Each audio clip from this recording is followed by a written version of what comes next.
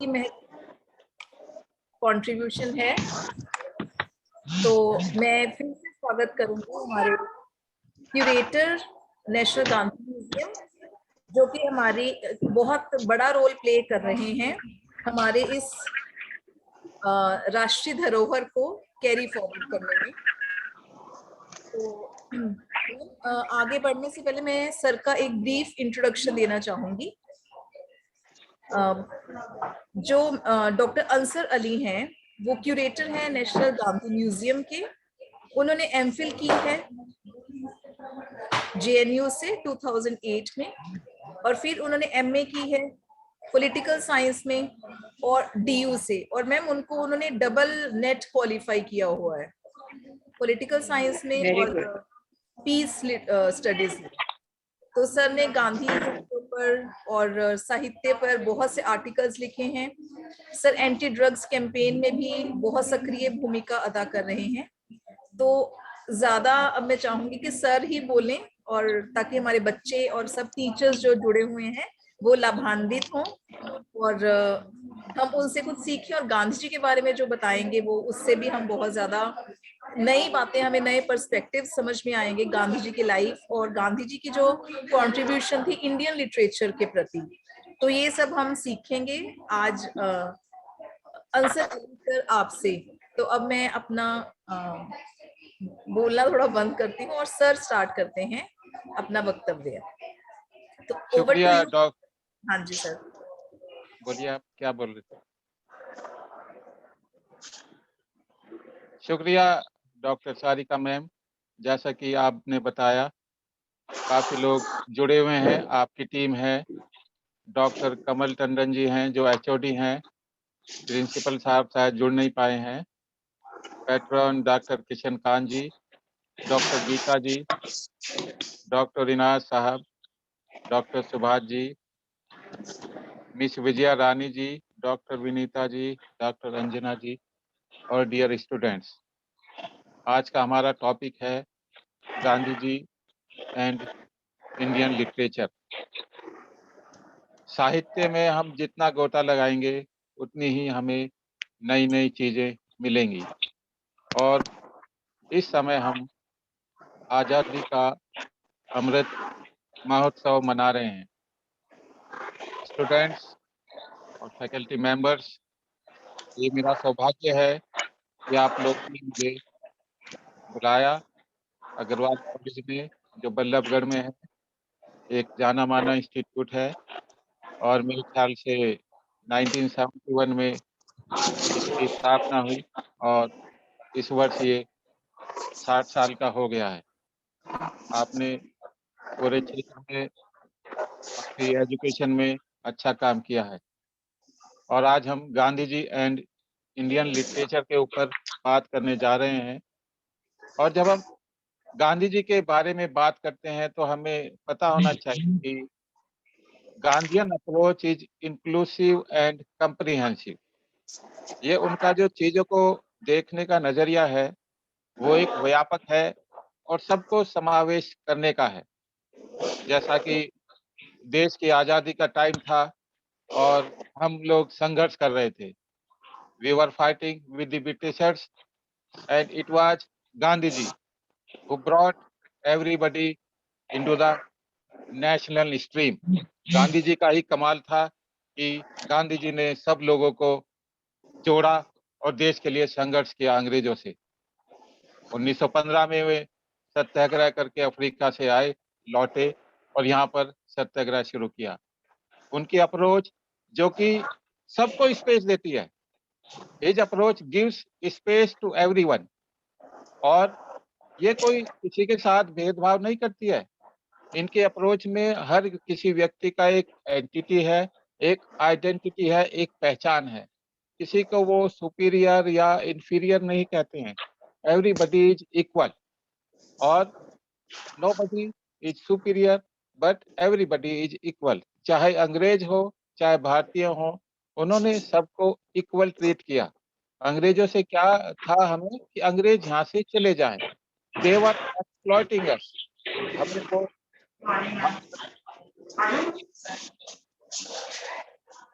They were exploiting us, they were beating us, and it was Gandhiji who came in the front of national liberation movement and got us independence. तो उनका जो एक approach थी वो सभी को साथ लेने के चलने की थी. He sees everything in its totality और everything is related to each other. जो भी चीज है, चाहे नेचर है, व्यक्ति है, समाज है, इकोनॉमिक्स है, कोई भी चीज है वो एक दूसरे के प्रति जुड़ी हुई है. ट्री, एनिमल, नेचर, हम किसी के साथ भेदभाव नहीं कर सकते हैं. We can not make compartment in the life. We are dependent on each other. हम सब एक दूसरे के साथ जुड़े हुए हैं. ये गांधी जी की एक वर्ल्ड व्यू है, एक विश्व दृष्टि है कि हम चीजों को कैसे देखें. और गांधी जी रूट कॉज में जाते हैं. What is the root cause of the problem and he gives us solution. आजकल हम एनवायरमेंटल पॉल्यूशन की बात कर रहे हैं, तो उसके पीछे क्या है? ग्रीड है, लालच है, जो कि हमें छोड़ना होगा, तभी तो नेचर को हम बचा पाएंगे. Everything is related to each other and can not be separated from one other. हम किसी चीज को अलग अलग नहीं कर सकते हैं. अगर हम पेड़ को काटेंगे तो उससे नेचर खराब हो जाएगा. नेचर में जो पॉल्यूशन है वो ज्यादा बढ़ जाएगा. सॉयल इरोजन होगा, मिट्टी का कटाव होगा. तो ये सारी चीजें एक दूसरे से जुड़ी हुई हैं. If one gets suffering, another part also gets affected. हमें भी पीड़ा होती है जब किसी मनुष्य के कोई चोट लग जाए या कुछ हो जाए, तो हमें भी पीड़ा होती है. इसलिए गांधी जी को भी पीड़ा होती थी. वो सभी लोगों को साथ लेने के हार्मनी की बात करते हैं. He talks about harmony. और जब हम इंडियन लिटरेचर के ऊपर उनका इन्फ्लुएंस देखते हैं तो बहुत ही व्यापक है, बहुत ही समृद्ध है. As he return in 1915 from South Africa, he invented satyagraha. Satyagraha वो खोज कर लाए जो कि विवादों को सुलझाएगा. This is the technique how to solve the problem, how to solve the conflict. तो उन्होंने कॉन्फ्लिक्ट को सुलझाने का एक तरीका सत्याग्रह निकाला. और जब हम his influence on Indian literature की बात करते हैं, गांधी जी का जो योगदान है इंडियन लिटरेचर पर वो काफी समृद्ध है. 1915 में वो लौट के आए और 3 लोकल इश्यूज पर उन्होंने एक्सपेरिमेंट किया. चंपारण सत्याग्रह, खेड़ा सत्याग्रह, अहमदाबाद मिल वर्कर सत्याग्रह. और उसके बाद उन्होंने 1917 में हरिजन एक पत्रिका थी, उसकी कमान संभाल ली. और अगले साल यंग इंडिया उनकी एडिटरशिप में आया. उन्होंने यंग इंडिया की एडिटर शुरू की. और इन दोनों पत्रिकाओं से क्या किया कि जो नेशनल कॉन्शियसनेस थी, राष्ट्रीय जागरूकता, राष्ट्रीय चेतना को उन्होंने उभारा. उससे पहले कभी नहीं हुआ था. He steered India's national consciousness as no other periodical had done ever before. उससे पहले किसी पत्रिका ने भारतीय जो जागरूकता थी, चेतना थी, उसको गांधी जी ने उभारा. अभी तक हम ब्रिटिशर्स के प्रति क्या थे? झुक जाते थे. जो वो कह रहे थे हम मानते थे. मगर ये गांधी जी थे, it was Gandhi ji who inculcated in us the power of saying no. अब हम अंग्रेजों को ना कहने की ताकत गांधी जी की वजह से सीख रहे थे. गांधी जी के जब हम लिटरेचर की बात करते हैं, गांधी जी ने नवजीवन निकाला, गुजराती वीकली था. और ये नवजीवन बाद में हरिजन बंधु बना 1932 में. और इन पत्रिकाओं के माध्यम से गांधी जी अपनी आवाज उठा रहे थे, भारतीयों की आवाज उठा रहे थे, अंग्रेजों के खिलाफ लिख रहे थे. We may call Mahatma Gandhi the writer of the writers. आप उनके कलेक्टेड वर्क्स देखिए. कलेक्टेड वर्क्स उन्होंने उनकी जो भी बातें हैं वो कलेक्टेड वर्क्स में लिखी हुई हैं. उनको जो पत्र आते थे, letters coming to him and he is replying, तो all these had a great collections. हम उनको 100 वॉल्यूम में बांध देते हैं. Collected of works of Mahatma Gandhi are contain in 100 volumes. 100 volume में है, 100 खंडों में है. और उनकी Hind Swaraj, it is a critic of western civilization, जो हिंद स्वराज उन्होंने किताब लिखी। एन ऑटोबायोग्राफी, एन ऑटोबायोग्राफी का टाइटल क्या है? माई एक्सपेरिमेंट विद ट्रूथ, जो कि उनकी एक जीवनी है 1869 से 1920, और ये किताब छपी 1928 में। His writings set the hearts of the people afire, उनकी राइटिंग्स ने लोगों में एक चेतना जगाई, एक आग जगाई कि हाँ भाई, हम क्या हैं और क्या हमें होना चाहिए। हम एक दास हैं, दासता के युग में हैं, हमें दासता के युग से आगे स्वतंत्रता के युग की ओर लौटना होगा। और जब हम बात करते हैं गांधी जी की, तो गांधी जी ने हमसे जो बातें की, वो फॉरेन लैंग्वेज में नहीं की। He talked, he interacted with us in our mother tongue. He himself transformed. पहले उन्होंने अपने आप को बदला, like a common man, clothed like a poor, and lived like an underprivileged people. साधारण कपड़ों में रहे, गरीबों की तरह रहे और उपेक्षित भाव बनकर रहे। ज्यादातर हम लोग क्या करते हैं? हम झुग्गी झोंपड़ी से महल की ओर जाते हैं। We go from our hut to the places. मगर Gandhi ji reversed the situation. He came from a rich family and living like a poor man. तो जब हम बात करते हैं Gandhi ji and Indian literature की, तो 3 पॉइंट उभर कर आते हैं। पहला पॉइंट है पैराडाइम शिफ्ट। अब गांधी जी के आने से पैराडाइम शिफ्ट हो गया है, सोच बदलने लगी है, लिखाई बदलने लगी है, राइटिंग चेंज हो रही है। Now in Indian literature, a new thinking emerged. The writers started their work in a different way. अब लोग बाग अलग तरीके से लिख रहे हैं। पैराडाइम शिफ्ट हो गया है, मॉडल शिफ्ट हो गया है, सोचने का नजरिया बदल रहा है, अप्रोच बदल रही है, आउटलुक बदल रहा है। अब क्या हो रहा है? There is no romanticism, no gossip, no fraud, no jealousy. लिखाई में अब ये नहीं है। लिखाई में अब क्या आ रहा है? लिखाई में अब चीजें बदल रही हैं। पहले जो लिखा जाता था, वो अमीर लोगों के लिए लिखा जाता था। Now we are shifting our paradigm from rich to the poor people. अमीर से हमारा जो लिखाई थी, वो अब गरीबों के लिए लेखक लिख रहे हैं। Now the writers are writing for the poor people. Now we have paradigm shift from the intellectual to the man of character and inner culture. पहले बड़ी-बड़ी बातें होती थी, इंटेलेक्चुअल बातें होती, बौद्धिक बातें होती थी, जो कि लोगों की समझ में नहीं आती थी। अब बात की जा रही है कि जो मैन ऑफ कैरेक्टर हैं, जो चरित्र के लोग हैं, जो अनुशासित हैं, जो डिसिप्लिन में रहते हैं, या डिसिप्लिन लोगों को करने की बात की जा रही है। अब हम लिखाई देख रहे हैं, हम राइटिंग्स देख रहे हैं, एजुकेटेड लोगों से इलिटरेट लोगों के लिए लिखा जा रहा है। वॉइसलेस, जिनकी आवाज़ नहीं सुनी जाती थी, उन लोगों के लिए लिखा जा रहा है। और गांधीयन लिटरेचर का जो इन्फ्लुएंस हुआ, अब ये है कि now we are using simple words for the simple life of the simple man. साधारण शब्दों में साधारण लोगों के लिए साधारण जीवन जीने की बात की जा रही है। Now there is a depiction of the life of the common man, of the poor, of the illiterate people, particularly village life.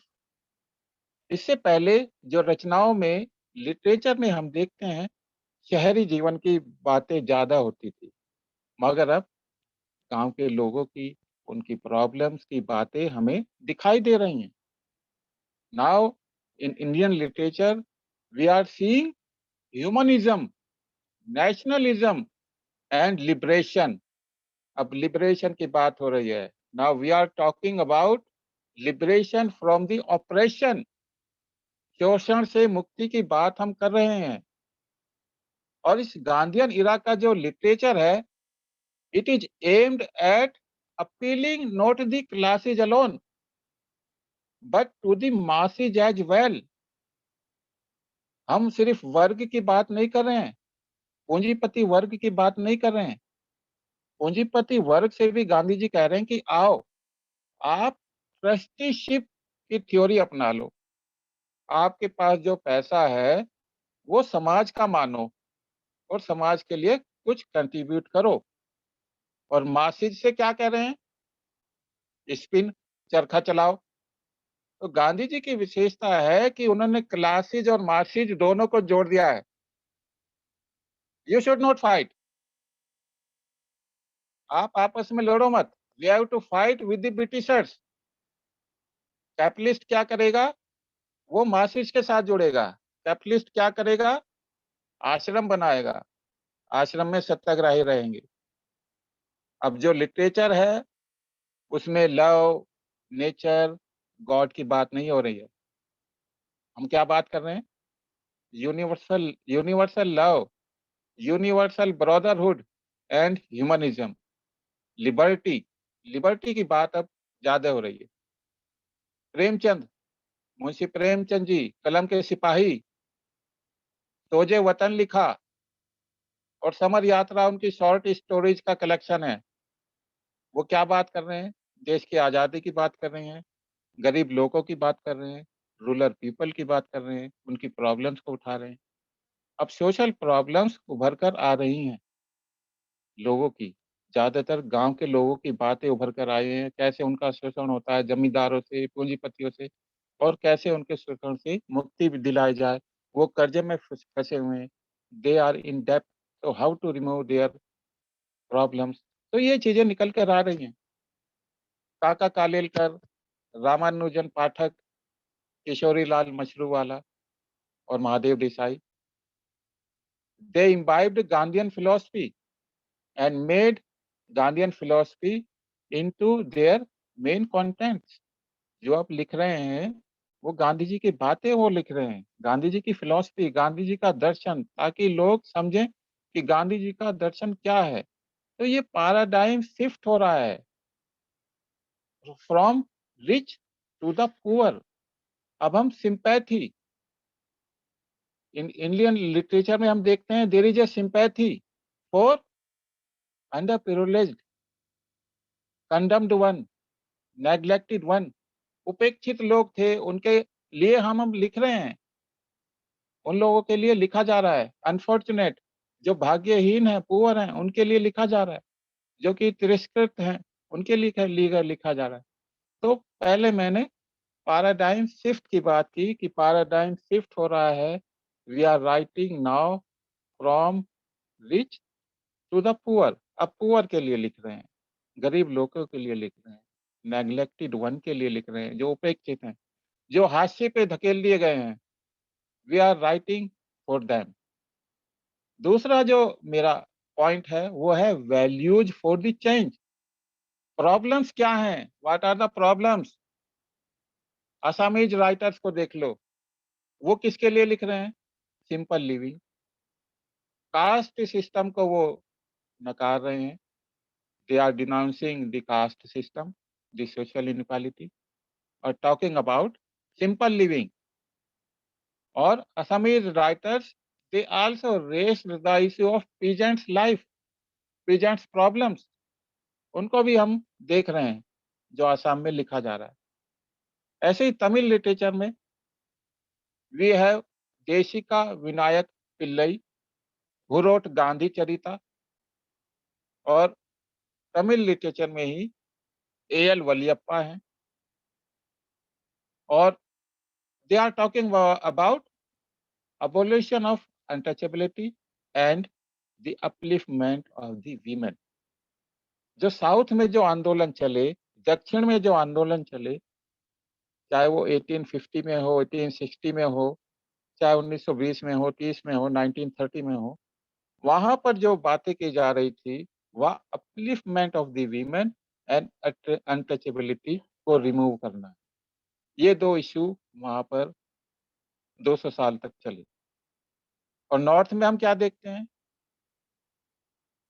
Women के बारे में तो बात है, मगर यहाँ जोर दिया गया कि पढ़ाई लिखाई पर, स्त्रियों की मुक्ति पर और दलितों की मुक्ति पर। तो ये जो आंदोलन चले, ये कमोबेश गांधी जी के विचारों को लेकर ही आगे बढ़े हैं। मराठी लिटरेचर में हम देख लें, डी.वी. वारेरकर हैं, उन्होंने एक प्ले लिखा अपूर्वा बंगाल। बंगाल में 1946 में कम्युनल राइट्स हुए नोआखली में, और वहाँ पर हमने कम्युनल हॉरर सीन देखे, हॉलोकॉस्ट देखा और वहाँ पर भारी तबाही हुई। Gandhi ji went there and he fasted for Hindu Muslim unity. और वी.वी. वारेरकर ने इसके बारे में काफ़ी विस्तार से लिखा है। गांधी जी वेंट देयर और Gandhi ji established piece there. जो हमारा इंडियन नेशनल मूवमेंट चला, यह है एक कंपोजिट इंडियन नेशनलिज्म है। इसमें सभी लोगों का योगदान है और सभी लोगों ने अपनी जिंदगी को कुर्बान किया है। तो ये कंपोजिट इंडियन नेशनलिज्म है, where everybody played his or her role to liberate our India, our nation। तो बी.वी. वारेरकर ने एक अनदर प्ले लिखा, एक दूसरा नाटक लिखा, Turungachya Darat. Turungachya Darat, it deals with the problems of untouchability. और उन्होंने दूसरे प्ले भी लिखे, दूसरे नाटक भी लिखे, उसमें उन्होंने अल्कोहलिज्म और प्रोहिबिशन की बात कही है और अपलिफ्टमेंट ऑफ द विलेजर्स की बात कही है। जैसे सात से गुलाम, उनका एक प्ले है जिसमें कि वो upliftment of the villagers life की बात करते हैं। तो हम ये देखते हैं कि गांधी जी not only fighting for political liberation but he also working for the reconstruction of Indian society। देश को आजादी तो मिल जाएगी, उसका एक खाका हमने खींच लिया है, मगर इस तरीके से अंग्रेजों के जाने के बाद एक समाज का खाका होगा, उस पर भी काम किया जा रहा है, उस पर भी इंडियन लिटरेचर में आ रहा है। Removal of untouchability, prohibition, upliftment of the women, upliftment of the villagers life, चाहे कुछ भी हो, हम साथ साथ चल रहे हैं। इंडियन लिटरेचर में ये सारी चीजें साथ साथ आ रही हैं। देश को आजाद कराना है, ये बातें भी आ रही हैं, और देश किस तरीके की रूपरेखा होगी अंग्रेजों के जाने के बाद, वो भी निकल कर आ रही है। इसी पॉइंट में है, इंग्लिश लिटरेचर में the work of Venkat Rami was clearly influenced by Gandhian ideals. Venkat Rami के जो वर्क है उसमें भी हम देखते हैं सत्याग्रह, सत्याग्रह की बात है, नॉन वायलेंट एक्शन की बात है, how to change your opponent, उसकी बात उसमें कही गई है। मुल्क Raj Anand, he wrote Untouchables and presented the social and political realities of the time।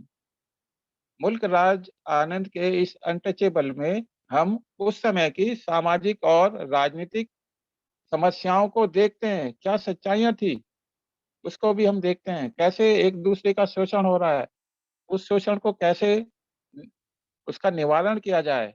We can see in this novel lotus temple, sorry, the poem lotus is written by Sarojini Naidu. Bharat की कोकिला कही जाती हैं, उन्होंने ये पोएम लिखी लोटस।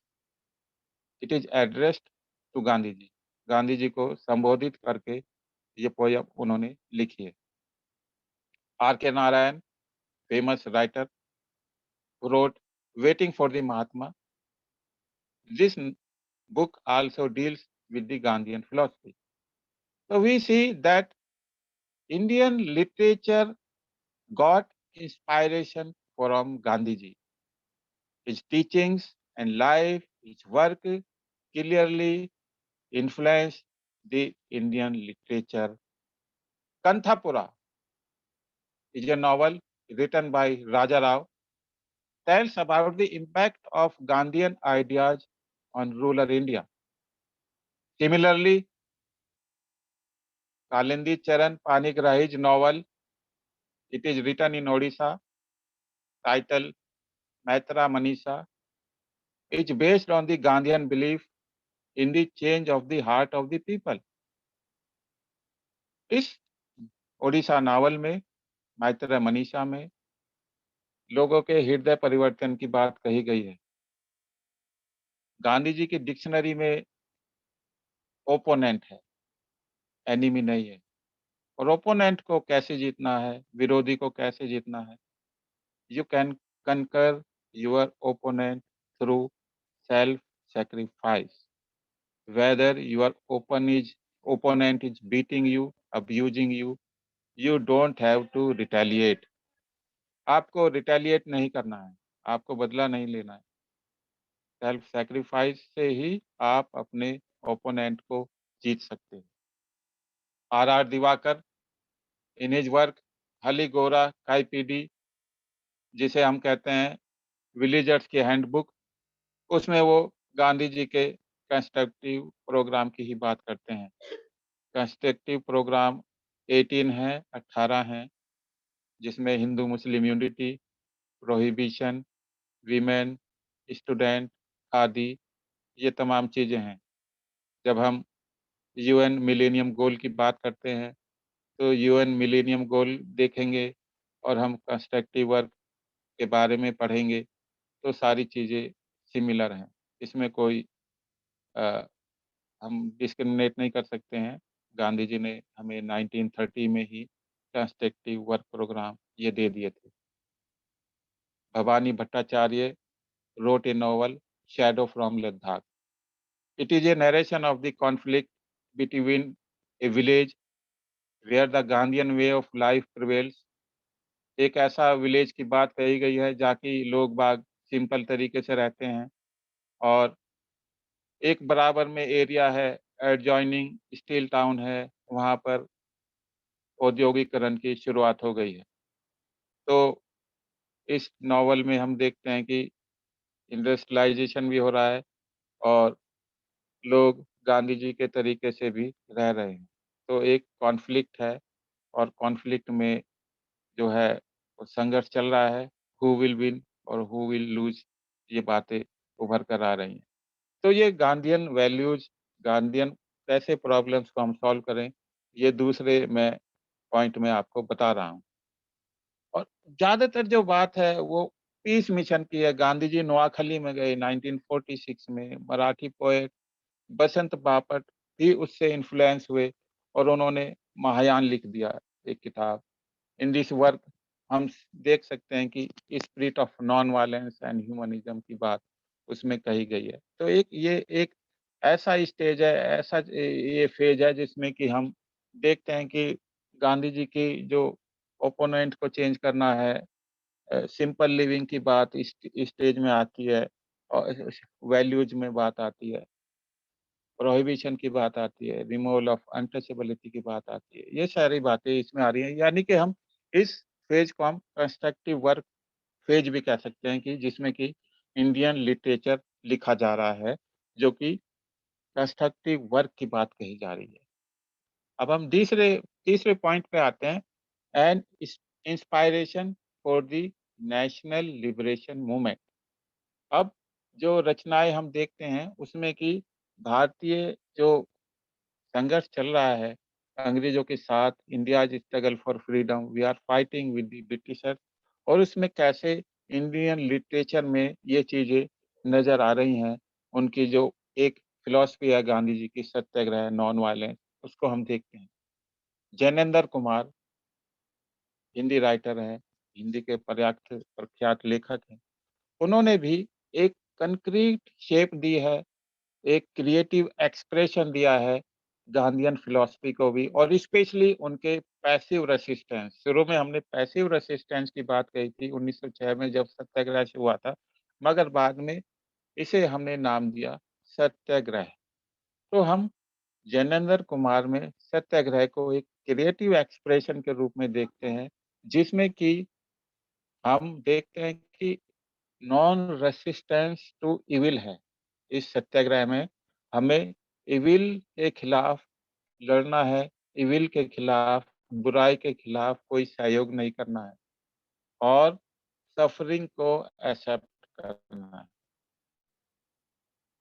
जैसा मैंने पहले कहा, whether your opponent is beating you, abusing you, you don't have to retaliate. आपको रिटेलिएट नहीं करना है। ये इस टाइम हमें नजर आ रहा है।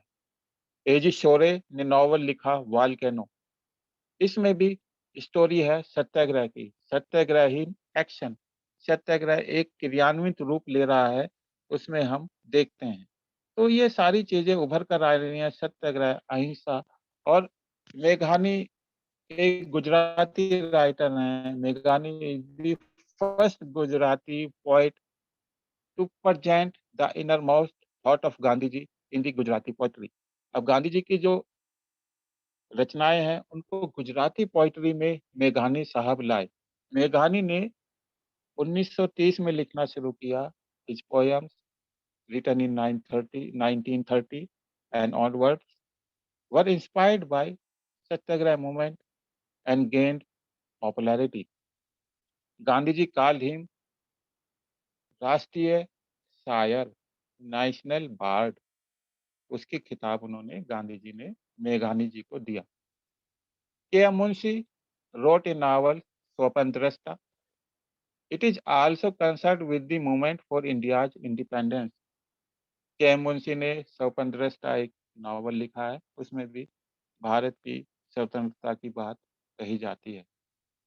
सॉल्ट सत्याग्रह 1930 में शुरू हुआ।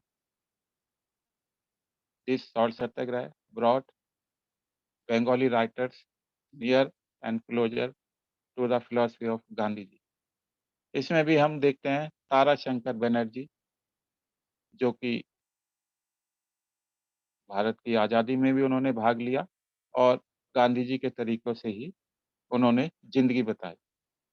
धरती देवता उन्होंने एक नॉवल लिखा है, किताब लिखी है। उसमें वो कहते हैं, मैं कोट करूँगा, "the struggle is indeed unique. You don't have to kill, you will have to die. There is a war without arms.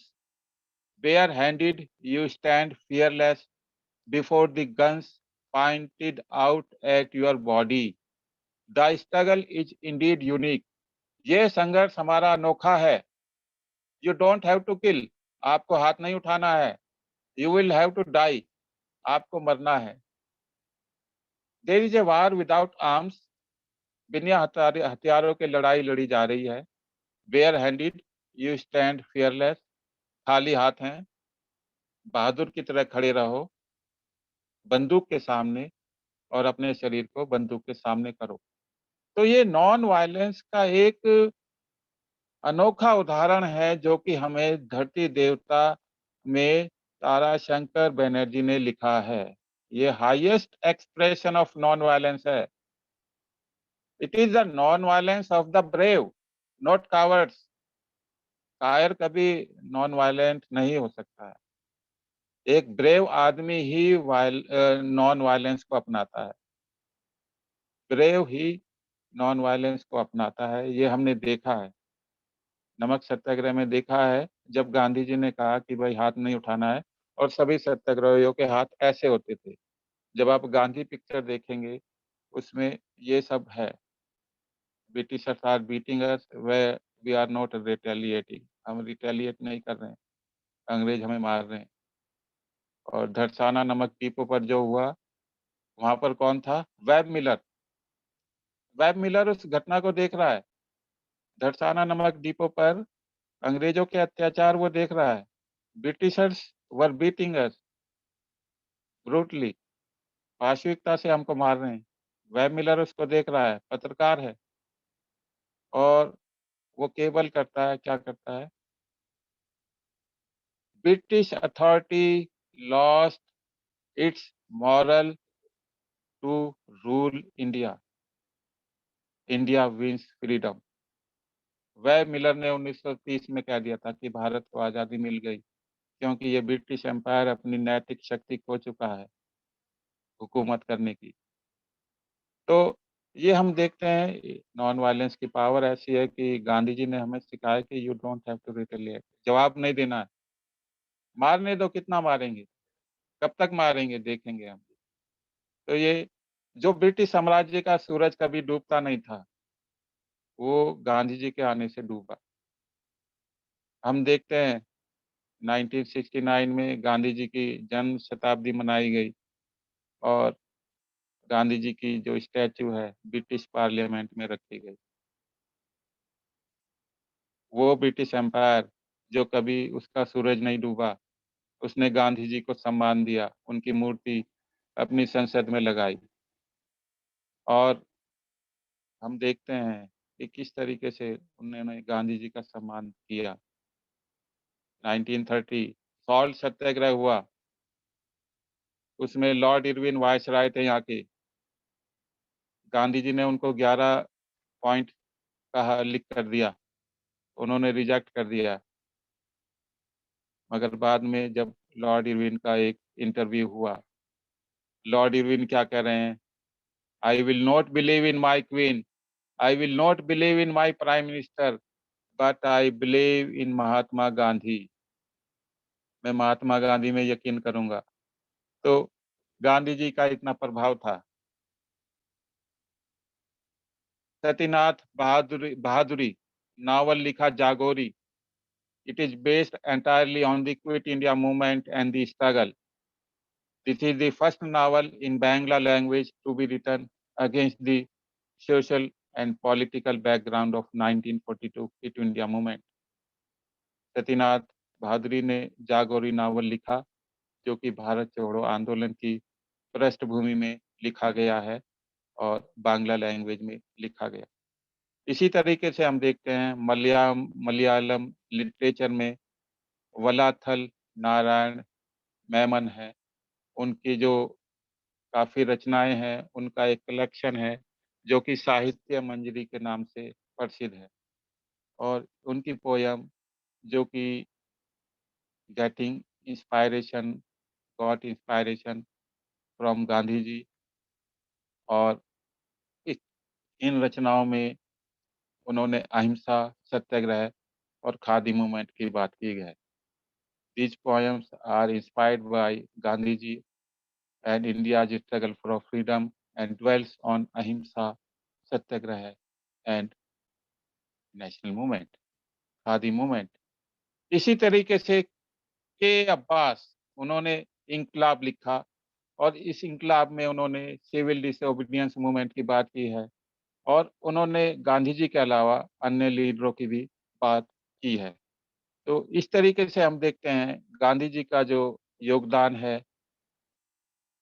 In short we can से, हम ये कह सकते हैं कि Gandhi ji appeared on the political arena of India struggle for freedom. Gandhi ji हमारे राष्ट्रीय स्वतंत्रता आंदोलन का उन्होंने एक कमान संभाली 1920 में और change the whole course of history through his personality and writing. अब पहले क्या था, माइट वाज राइट, जिसकी ताकत थी उसी की सब कुछ चलता था। यहाँ गांधी जी ने कहा राइट इज माइट, राइट जो कि सच है वो ही शक्तिशाली है, ये नहीं कि शक्ति।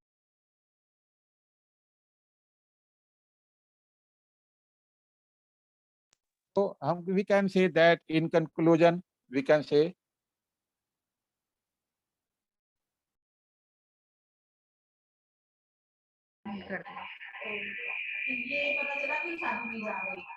सर आपका वीडियो ऑफ हो गया सर।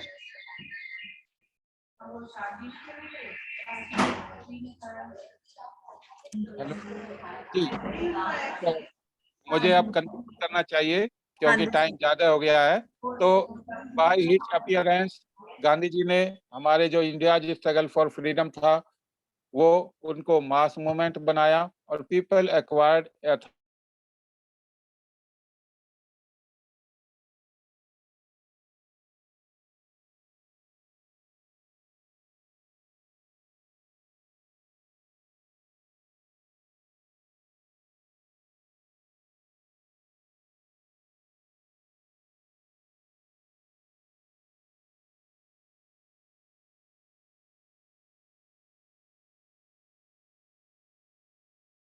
तो बोल दो हाँ कि सर की साइड से कुछ लगता है वाईफाई में प्रॉब्लम आ रही है।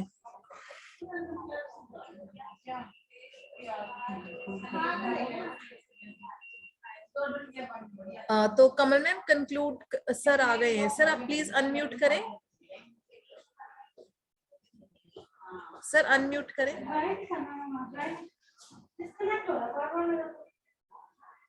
सर आपकी आवाज नहीं आ रही, प्लीज अनम्यूट करें अपने आप को।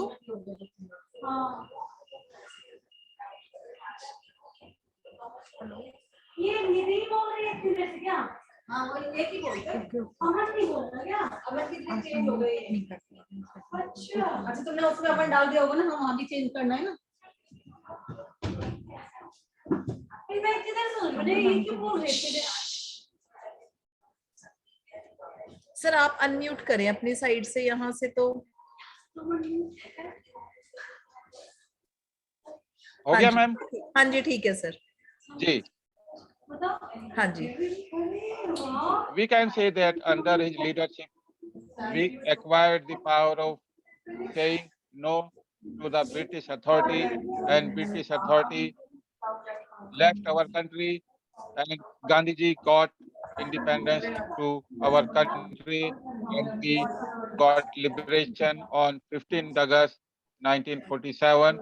We got freedom from the British colonial system, and we may conclude by saying that he shifted Indian literature from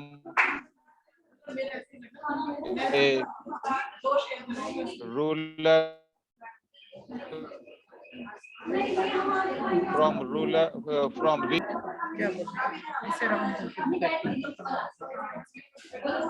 sir अब हम कंक्लूड करें इस लेक्चर को।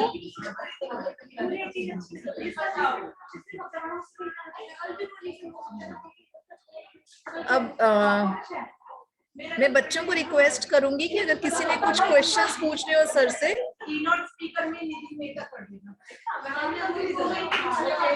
अगर किसी बच्चे को कोई क्वेश्चन पूछना है तो वो पूछ सकते हैं।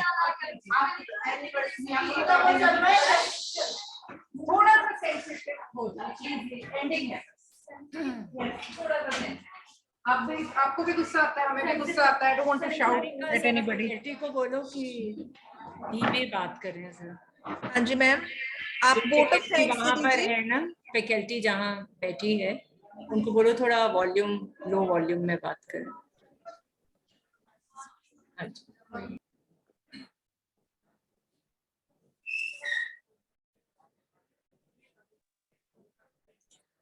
सिमरन अनम्यूट के लिए रिक्वेस्ट कर रही है सारिका। सिमरन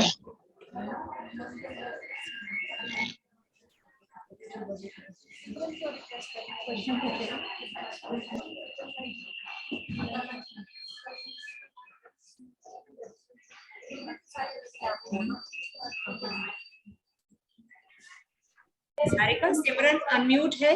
Good morning. Yes. Good morning all the teachers. Good morning all of you. Ma'am मेरा एक क्वेश्चन है सर से कि मतलब who inspired the writing of Mahatma Gandhi and which situations forced him to write?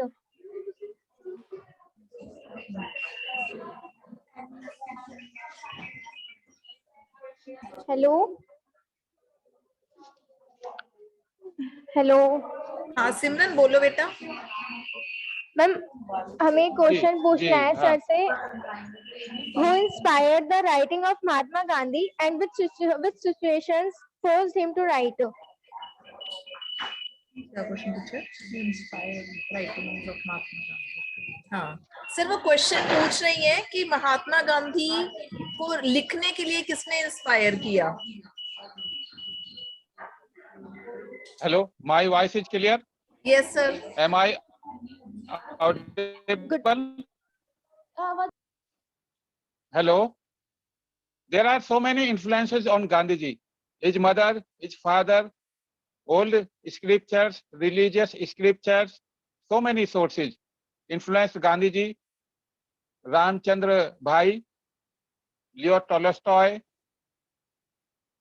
John Ruskin, his mother, his father, his surroundings, everyone influenced him. When we talk about Ramchandra Bhai ji used to give him advice on various issues. Leo Tolstoy, by reading Leo Tolstoy, Gandhiji established Tolstoy Ashram. By reading John Ruskin, he established that ashram in South Africa, Phoenix Ashram. So there are so many sources. Henry David Thoreau, who inspired Gandhiji to adopt Satyagraha. In earlier, it was passive resistance. In passive resistance, you may or may not use violence, but in Satyagraha, you don't have to retaliate. You can't use non-violence.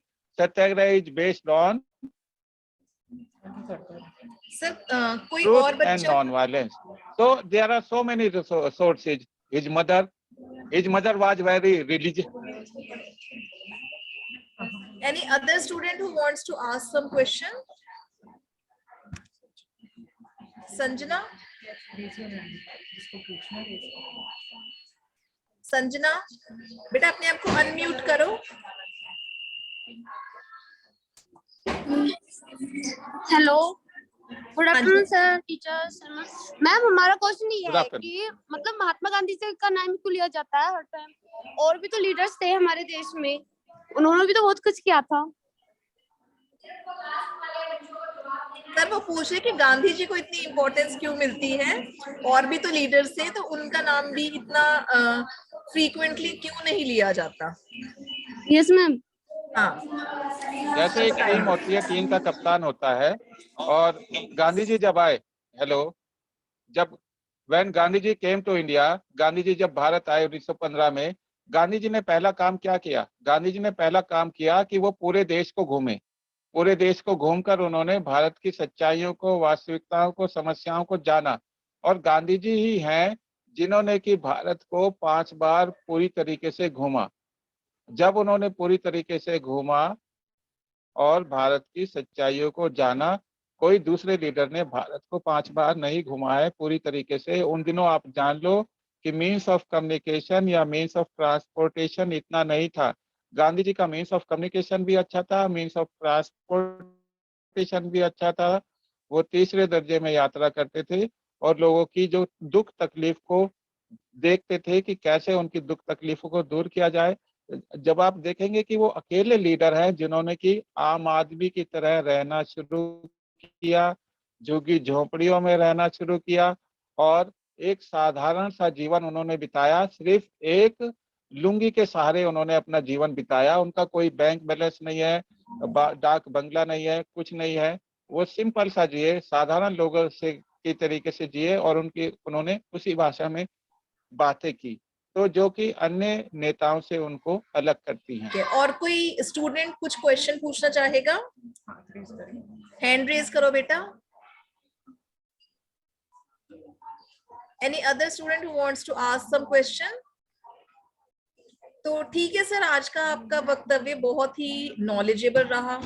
बहुत से different perspectives हमें गांधी जी की personality के बारे में पता चले, और गांधी जी के साहित्य के साथ साथ आपने हमें दक्षिण गुजराती, तमिल और हिंदी लिटरेचर साहित्य के बारे में भी काफी इंफॉर्मेशन और नॉलेज दी है. तो गांधी जी की पर्सनैलिटी के बहुत से एस्पेक्ट्स हैं जिनके बारे में आज हमें नॉलेज मिली है. तो thank you so much sir. अब मैं प्रोग्राम को कंक्लूड करने के लिए हमारी डिपार्टमेंट की हेड मैडम कमल टंडन को इनवाइट करूंगी। तो I invite ma'am Kamal Tandon to express his gratitude and to show his gratitude that you have been here with us. So over to Ma'am Kamal Tandon. Thank you, Sarika, for inviting me. Respected Mr. Ansar Ali और सभी department of English के faculty members और प्यारे बच्चों, सबसे पहले तो मैं अंसर अली जी का तहे दिल से अपने कॉलेज की तरफ से और अपने डिपार्टमेंट की तरफ से धन्यवाद करना चाहती हूँ कि सर ने हमारा इतने दिनों से वो हमसे कनेक्टेड रहे। हमने सारिका के थ्रू उन्हें इनवाइट किया था एंड सो पेशेंटली उन्होंने वेट किया इस दौरान और फाइनली उन्होंने हमारा इनविटेशन स्वीकार किया, हमसे जुड़ पाए, हमारे स्टूडेंट से जुड़ पाए। और इस दौरान जो अभी आज उन्होंने हमें एड्रेस किया है, उन्होंने इतनी थोड़ी सी देर में, जैसे उन्होंने अपना लेक्चर स्टार्ट किया तो कहा था जितने गोते लगाओगे इतने हीरे हाथ में आएंगे। तो सर आपने हमारे स्टूडेंट्स को गोते तो लगवा ही दिए हैं लिटरेचर के इस महासागर में, और गांधी जी की आइडियोलॉजी, उनके पर्सपेक्टिव को बहुत ही बखूबी हमें इंट्रोड्यूस भी किया है और पूरे भारत को आपने कवर किया है। जिस तरह से गांधी जी ने 5 बार भ्रमण किया और मुझे लगता है वो कैप्टन भी इसीलिए बन पाए, जैसा कि आपने कहा, क्योंकि वो सभी लोगों से कनेक्ट हो पाए। तो कनेक्ट होना बहुत जरूरी है, एक रिश्ता कायम करना बहुत जरूरी है, जो गांधी जी ने किया। और आपने, आई वॉज सरप्राइज कि कितनी भाषाओं के बारे में आपने हमें बताया। इंडियन लिटरेचर का जो अलग अलग पर्सपेक्टिव थे कि गुजराती में, बंगाली में, मलयालम, तमिल, हिंदी, असमीज, बंगाली, कितने राइटर्स ने महात्मा गांधी जी की पर्सनालिटी, उनके कैरेक्टर, उनके पर्सपेक्टिव, उनकी आइडियोलॉजी से इंस्पायर होकर लिटरेचर लिखा है। और हमारे भी कॉलेज में जो 5th सेमेस्टर के स्टूडेंट्स हैं वो राजा राव जी का कांथापुरा भी पढ़ रहे हैं। तो गांधी जी के जब तक उनके पर्सपेक्टिव, उनकी पर्सनालिटी से हम रूबरू नहीं होंगे तो अपने लिटरेचर के वर्क को उससे कनेक्ट करना बहुत मुश्किल हो जाएगा।